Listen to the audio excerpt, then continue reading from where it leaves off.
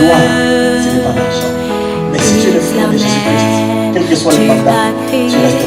Les cieux, la terre, par ta parole toute puissante. Il est le frère Et j'ai dans trouvé chaque personne grâce à parmi tes nous. yeux éternel, notre Père, notre Père, notre Père, je viens à toi, notre Père, notre Père, notre Père, je viens à toi, oh mon cœur. Nous disons ensemble gloire et louange à toi, Seigneur Jésus-Christ. Amen. On acclame le Seigneur, on nous prend la place. Merci d'avoir pu vous disposer pour cette journée. Merci aux chants. Ils me sont très précieux. Que Dieu vous bénisse. On va acclamer quand même pour ces jeunes gens. Que Dieu vous bénisse. Très heureux, nous vous accueillons dans ces lieux dans le nom de Jésus-Christ. Amen. Et puis bienvenue à la maman de Béni. Ça nous fait un grand plaisir de te voir et de voir vraiment tes enfants avec nous. Nous sommes bénis par Béni. Il n'y a pas longtemps qu'il apprend la guitare et il avance très très bien avec son autre ami qui n'est pas là, qui fait la batterie. Lui il fait la basse, son ami qui fait la batterie, qui n'est pas là aujourd'hui. Mais en tout cas, que le Seigneur... Oui, lui fait la basse et son ami fait la batterie. Voilà, vous avez compris. Amen. Les deux s'appellent Béni et ils bénissent l'église Miel et je sais que l'église Miel le bénit également. Amen. Voilà, nous avons un culte spécial. Ésaïe chapitre 9, je ne serai pas long.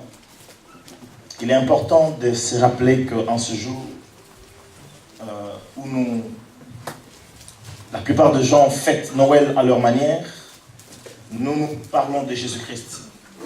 À l'origine, cette fête n'était pas chrétienne. Pour être vrai et bref, c'était une fête païenne où ce jour-là, d'après ce que j'ai entendu, d'après ce que j'ai appris, les gens célébraient, ils avaient leur divinité, mais ce jour-là, ils faisaient la fête sans leur divinité. Quand le christianisme est venu, ils ont dit, mais puisque les autres font la fête sans leur divinité, nous allons parler de Jésus et nous allons fêter la naissance de Jésus-Christ. Amen. Amen.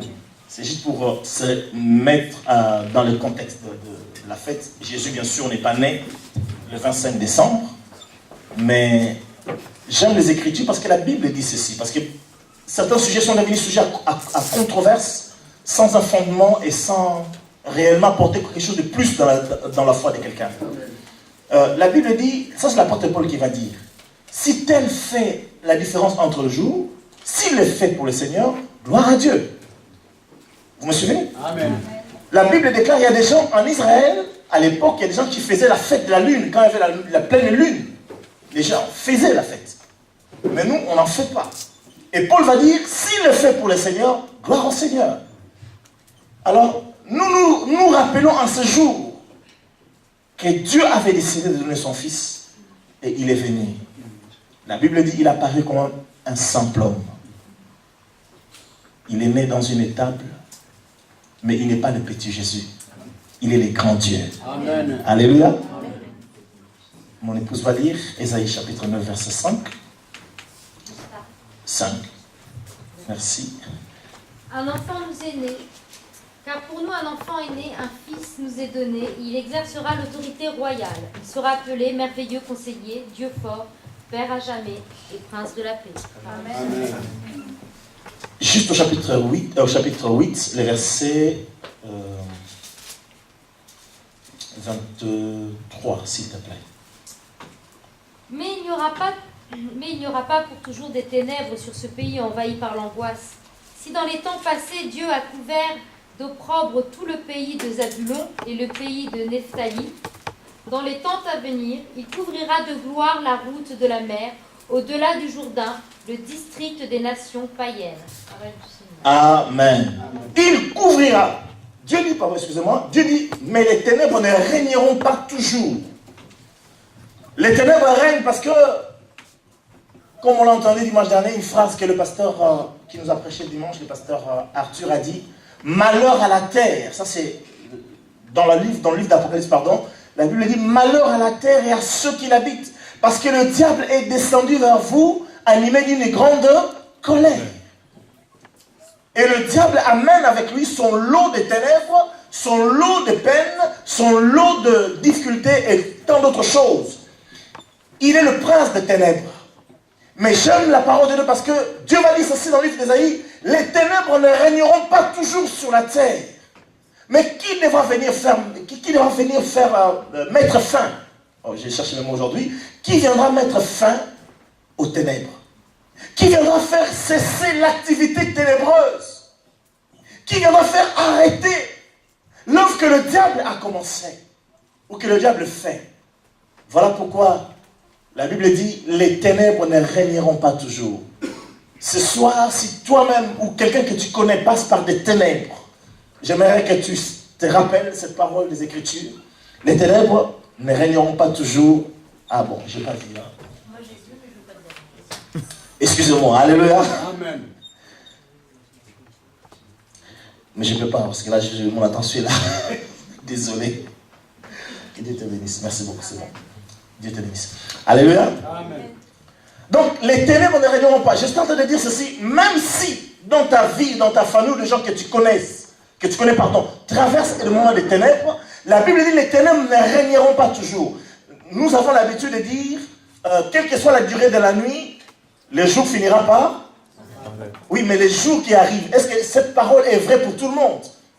Or, nous avons un enfant, la Bible dit un enfant nous est né. C'est lui seul qui est capable de venir mettre fin aux ténèbres. La Bible l'appelle l'étoile brillante du matin. Donc, quand le matin, avant que le matin ne vienne, c'est lui qui apporte la lumière du matin. Il est l'aurore, l'étoile brillante du matin. Jésus-Christ. Donc, Dieu savait que sans lui, sans Jésus, on ne peut pas sortir vainqueur des ténèbres. On risquerait de passer notre vie dans des ténèbres. Bien aimé, je suis allé dans des contrées où l'évangile n'est pas prêché. Vous savez, quand on est dans une ville où l'évangile est annoncé, ou dans un pays où l'évangile est annoncé, on voit la différence. Mais va dans un pays plongé dans les ténèbres. Je me rappelle l'année où je suis allé en Équateur. Les temps, je descends de l'avion, je sens une oppression terrible. Si les pasteurs, je l'entends, se rappellent encore, le même soir, j'arrive, je leur envoie un texte en disant, priez pour moi parce que je sens l'oppression. J'arrive à la chambre d'hôtel qui est pourtant un très bel hôtel, mais il y avait une telle pression. Et on se rend compte qu'un pays où l'évangile a du mal à avancer, les ténèbres règnent. Dieu va dire, ces ténèbres ne régneront pas toujours.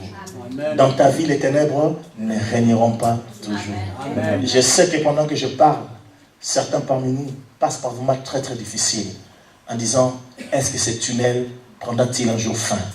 Je t'assure, aussi longtemps que Dieu est vivant, pour répéter le langage des prophètes, l'Éternel agira. Amen. Le soleil de justice se lèvera. Est-ce qu'on peut dire Amen? Ils vont pas calmer le Seigneur. Donc, en réponse à cela, Dieu nous donne Jésus-Christ. Un enfant nous est né, un fils nous est donné. Mais pour qu'il fasse cesser les ténèbres, il a fallu que Dieu lui donne quelque chose. Et la domination reposera sur son épaule. Mais nous avons Jésus. La domination ne repose pas sur les épaules d'un leader. Ça ne repose pas sur un président de la République, ni sur un super premier ministre, ni même sur un dictateur. La domination repose sur Jésus. Les épaules de qui? Jésus. La domination reposera sur... Donc si nous avons Jésus, nous avons la domination avec nous. Et quand Jésus domine, c'est la lumière qui triomphe. Parce qu'il va dire ceci, je suis la lumière du monde. Quiconque me suit, il ne marchera pas dans les ténèbres. Bien-aimé, Jésus-Christ est le fils dont tout père ou tout parent a rêvé.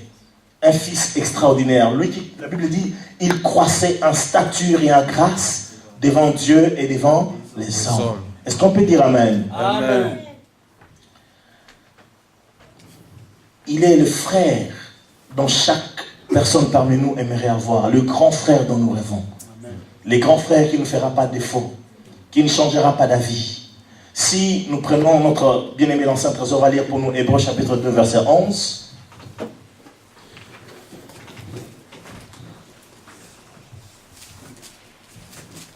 Hébreux chapitre 2 verset 11. Jésus est le grand frère. Donc, un enfant nous a donné un fils. Un enfant nous est né, un fils nous a donné. Et la domination reposera sur son épaule. Hébreux chapitre 2, verset 11.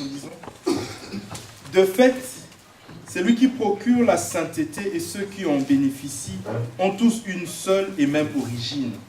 C'est pourquoi il n'a pas honte de les appeler ses frères. Amen. Il n'a pas honte de nous appeler frères. Alors permettez-moi de vous dire rapidement, j'avais dit que je ne serais pas très long, dans 5 minutes je termine.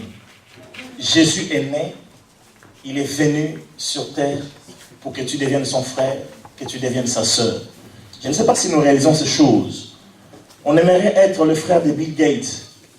Vous êtes avec moi? Vous êtes avec moi? Amen. Mais c'est mieux d'être le frère de Jésus-Christ. Amen. Malgré son compte en banque, mais il est limité. Le compte en banque divin n'est pas limité. Tu peux rajouter les zéros autant que tu veux. Bien sûr, après un chiffre normal. Alléluia. Est-ce que vous êtes avec moi? Amen. Tu peux être... Quelqu'un voudrait être le frère de Barack Obama. Mais son mandat bientôt prendra fin. Et tu seras placé dans les oubliettes. Mais si tu es le frère de Jésus-Christ, quel que soit le mandat, tu resteras toujours le frère de Jésus-Christ. Amen. Quels que soient les mandats des présidents qui passent, toi tu demeures. Amen. Ah, il y en a qui comprennent la parole de Dieu. Alléluia. Jésus-Christ, pour avoir cette domination, c'est parce que la Bible dit, il est la postérité de Ève. Vous savez, Genèse chapitre 3, vous êtes toujours avec moi? Genèse chapitre 3, verset 15. Genèse 3, verset 15. Notre soeur pourra lire pour nous. Genèse chapitre 3, verset 15. Je susciterai l'hostilité entre toi-même et la femme, entre ta descendance et ta descendance. Celle-ci t'écrasera la tête et toi, tu les écraseras le talon. Amen. Tu lui blesseras les talons dans certaines versions, tu lui écraseras la tête. C'est le diable symbolisé par le serpent parce que la Bible l'appelle le serpent ancien. Vous êtes avec moi? Qui pourrait vaincre? Dieu, déjà dès le commencement dans la Genèse, il va dire ceci: la postérité d'Ève va écraser la tête du serpent, de celui qui est à l'origine des ténèbres, celui qui est à l'origine des problèmes de l'humanité aujourd'hui. Jésus est venu, il est la postérité de Ève. Alléluia. Amen. Et puisque Dieu est fidèle, lorsque nous avons Jésus, toutes les œuvres des ténèbres qui peuvent apparaître dans nos vies, dans nos familles, seront écrasées parce que nous avons qui? Jésus, la postérité d'Ève. Jésus-Christ, non seulement il est la postérité d'Ève, il est le Shiloh d'Israël. La Bible dit ceci au sujet de Shiloh. Lorsque Jacob va bénir ses enfants, il va dire le sceptre ne s'éloignera pas de Judas. Judas, c'est le 4e enfant de Jacob, d'Israël. Il va dire la royauté sera donnée à Judas jusqu'à ce que vienne le Shiloh. Le Shiloh, c'est Jésus, celui dont le règne n'a pas de fin. Jésus n'a pas commencé à régner quand il est venu, mais il est là d'éternité en éternité. Vous savez, quand Jean-Baptiste est venu, il va dire ceci: celui qui vient après moi, il m'a précédé. Ça, c'est mystère. Quelqu'un qui vient après moi, mais il m'a précédé. J'aimerais te dire ce soir, tu es venu, tu es né en cette année, Jésus est venu après pour te racheter, mais il t'a précédé déjà. Amen. C'est pour ça que David pouvait dire, tous mes jours étaient devant toi, avant qu'aucun d'eux n'existât. Amen. Il t'a précédé. C'est un mystère que les Juifs même n'ont pas compris. Comment Jean-Baptiste peut dire qu'il m'a précédé? Parce qu'il est l'ancien des jours. Il y a quelqu'un, Jésus est l'ancien des jours. Jésus est l'ancien des jours. Vous êtes d'accord avec moi? Amen. Vous êtes d'accord avec les Écritures? Amen. Il est l'ancien des jours. Et puisqu'il est un Shiloh qui va venir, son règne n'a pas de fin. Jésus, bien-aimé, il est la descendance d'Abraham. Il est la descendance d'Abraham. Par qui toutes les nations de la terre seront bénies. La Bible dit, par toi, Abraham, je bénirai toutes les nations. Et Jésus est cette descendance qui nous bénit. Il est le rejeton de David. Vous savez, les rejetons, c'est cette jeune pousse. Vous savez, si vous avez un bananier, c'est un exemple. Vous avez un bananier, il n'y a pas de graines pour semer une banane. Ce sont des rejetons qui poussent. Même si tu le négliges, il deviendra un bananier tôt ou tard. La Bible dit au sujet de Jésus, la pierre qu'ont rejeté ceux qui bâtissaient est devenue la principale, celle de l'angle. Alléluia. Et si tu as Jésus avec toi, même si les gens t'ont rejeté, Ce sont les mêmes personnes qui vont dire, mais on se souvient, mais on va le récupérer. Alléluia. Il nous est important, il nous est utile, il nous est cher. Amen. Alors les regrets de passer aujourd'hui ne sont pas ton truc. Si les gens te mettent un peu de côté, si tu as en toi les rejetons de David, tu finiras par être récupéré tôt ou tard. Alléluia. Il est celui sur qui la domination repose. Sur les épaules de qui la domination repose. Et la Bible dit quelque part dans l'Épître aux Romains, Jésus-Christ est celui qui domine sur les vivants et sur les morts. J'aime cette parole. Il domine sur les vivants et sur les morts. C'est-à-dire que si ton oncle qui t'a maudit est mort, Jésus domine même sur son oncle, si cet oncle-là. Amen. Vous êtes avec moi là? Amen. Il ne dira pas comme certains magiciens ou certains... Pas magiciens, mais je veux dire certains... je cherche le mot... ceux qui guérissent, les guérisseurs, là, les féticheurs, les marabouts, disent, oh non, c'est trop tard, c'est lui qui t'a maudit déjà mort. Avec Jésus, ce n'est pas trop tard. Amen. Parce qu'il domine. Et vu qu'il est éternel, il est capable, comme j'avais dit un jour, d'aller dans l'éternité passée, détruire cette malédiction qui date depuis des siècles et faire en sorte que dans l'éternité future, tu sois béni à jamais. Amen. Amen. Je ne sais pas si vous êtes toujours avec moi. Je ne sais pas si vous êtes toujours. La Bible dit qu'on l'appellera admirable. Hey, il est admirable. Si tu es marié, je sais que tu admires ta femme. J'espère. Ou alors ton mari, j'espère, alléluia. Mais Jésus, il est admirable. On n'arrête pas de l'admirer. Et quand on l'admire, la Bible dit, quand on tourne vers lui le regard, on est rayonnant de joie. On est resplendissant de joie. Et on ne pâlit pas. J'aime ce chant qu'on chantait dans les assemblées, dit qu'on chante. Tournez les yeux vers le Seigneur et rayonne de joie. Alléluia. Quand on tourne le regard vers lui, on n'est jamais confus. Il est admirable. Dans le livre de Marc, qu'on a étudié, qu'on est en train d'étudier d'ailleurs, il y a un passage qui dit, il fait tout à merveille. Il est admirable. Amen. Et il est conseillé, c'est le seul qui peut réellement conseiller ta vie. Il s'appelle Emmanuel, qui signifie Dieu au milieu de nous. Nous allons terminer par Luc chapitre 2, verset 25 à 35. Nous terminons par là. Luc chapitre 2, verset 25 à 35.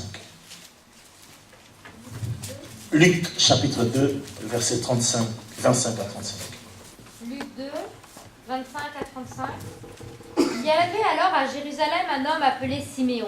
C'était un homme droit et pieux, il vivait dans l'attente du salut d'Israël, et le Saint-Esprit reposait sur lui. L'Esprit Saint lui avait révélé qu'il ne mourrait pas avant d'avoir vu le Messie, l'envoyé du Seigneur. Poussé par l'Esprit, il vint au temple. Quand les parents de Jésus apportèrent le petit enfant pour accomplir les rites qu'ordonnait la loi, Siméon le prit dans ses bras et loua Dieu en disant : « Maintenant, Seigneur, tu laisses ton serviteur s'en aller en paix. Tu as tenu ta promesse, car mes yeux ont vu le Sauveur qui vient de toi et que tu as suscité en faveur de tous les peuples. Il est ta lumière pour éclairer les nations. Il sera la gloire d'Israël, ton peuple. » Le père et la mère de Jésus étaient émerveillés de ce qu'il disait de lui. Siméon les bénit et dit à Marie sa mère : « Sache-le, cet enfant est destiné à être pour beaucoup en Israël une occasion de chute ou de relèvement. Il sera un signe qui suscitera les contradictions. Ainsi seront dévoilées les pensées cachées de bien des gens. Quant à toi, tu auras le cœur comme transpercé par une épée. » Parole du Seigneur. Amen. Je ne peux pas continuer parce que le temps est là. Le temps est fini. Mais c'est Jésus dont il est question. Cet enfant qui nous est né, ce fils qui nous est donné, il est la lumière pour éclairer les nations. Amen. Au verset 30, sinon on va dire, mes yeux ont vu le salut, ton salut. Jésus est non seulement le sauveur, mais il est le salut. En fait, Jésus n'est pas seulement le médecin, mais il est également le médicament. Vous me suivez? Amen. C'est ça le mystère. Il n'est pas seulement le médecin, il n'est pas seulement le salut, il n'est pas seulement le sauveur, mais également le salut. Et puis, Simon va dire, la lumière pour éclairer les nations, et on avait commencé en disant, les ténèbres ne régneront pas toujours. La lumière qui éclairera les nations. Et Simon, en parlant de cela, lui qui est juif, il n'a peut-être pas perçu la portée de cette parole prophétique pour les nations, juives et non juives. Béni soit le Seigneur. Et en dernier recours, en dernier mot, pardon, non seulement il est la lumière des nations, la gloire d'Israël. Bien-aimé, ta gloire, ce n'est pas l'argent. Ta gloire, ce n'est pas ta nationalité. Ta gloire s'appelle Jésus. Un enfant nous est né, un fils nous est donné. La domination reposera sur ses épaules. Bien aimé, quand je pense à ces paroles, j'aime dire à Jésus, quand je prie, Seigneur, que ta domination vienne, que ton règne vienne. Jésus doit dominer dans ma vie. Jésus doit dominer dans mon couple. Jésus doit dominer dans mes affaires. Jésus doit dominer dans ma famille. Jésus doit dominer dans l'éducation de mes enfants. Jésus doit dominer dans l'église. Amen. Que Dieu vous bénisse. Amen.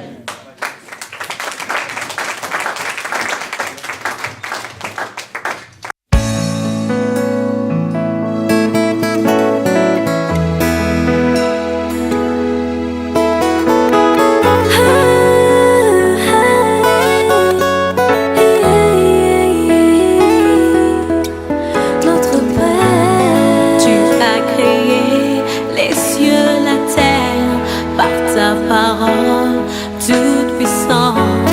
Et j'ai trouvé grâce à tes yeux. Ta gloire, ce n'est pas l'argent. Mais si tu es le frère de Jésus-Christ, quel que soit le Tu mandat, as créé tu restes. les cieux, la terre, par ta parole toute puissante. Il est le frère Et j'ai dont trouvé chaque personne grâce parmi à nous tes est yeux.